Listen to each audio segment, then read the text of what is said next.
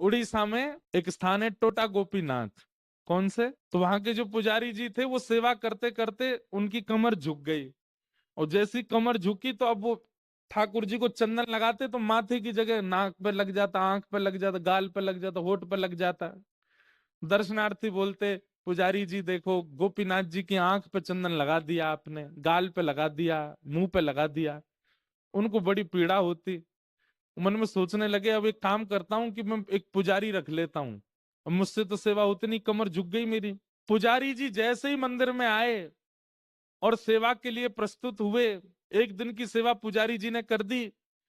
रात्रि में मंदिर जैसे ही बंद हुआ तो महाराज, पूर्व के जो पुजारी जिनकी कमर झुक गई, उनके स्वप्न में श्री ठाकुर जी गए, और ठाकुर जी जाके बोले, देखो मुझे आपसे ही सेवा चाहिए, ये क्यों कोई और मेरा स्पर्श नहीं करेगा, आप ही चंदन घिसो, आप ही पोशाक पहनाओ, आप ही श्रृंगार करो। ठाकुर जी, वो तो मुझे बहुत प्रसन्नता है कि आपको मुझसे सेवा चाहिए, पर मैं तो बीमार हो गया, मेरी कमर झुक गई, अब कैसे चंदन लगाऊं आपको।